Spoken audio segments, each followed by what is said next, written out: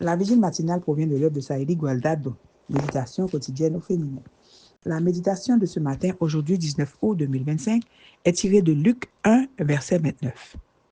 Troublée par cette parole, elle se demandait ce que signifiait une telle salutation.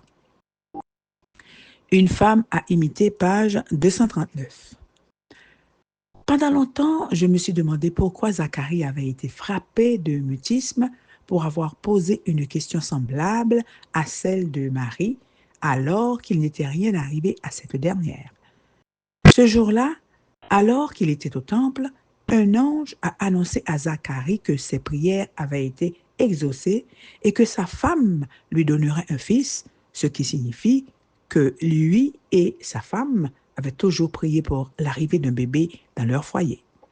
Cependant, lorsqu'il a reçu la réponse à sa prière, Zacharie a demandé « À quoi reconnaîtrai-je cela, car je suis vieux ?»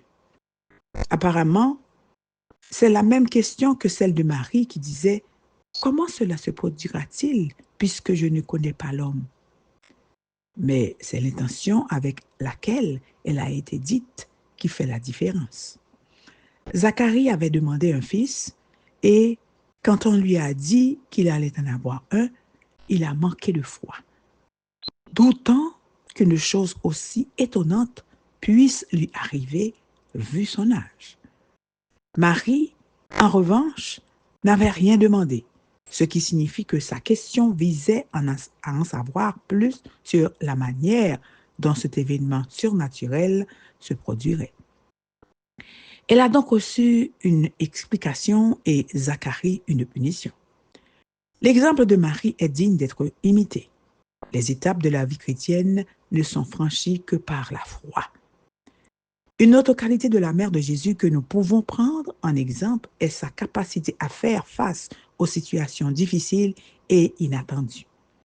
Lorsque l'ange lui est apparu soudainement et lui a parlé, la Bible dit qu'elle a été troublée.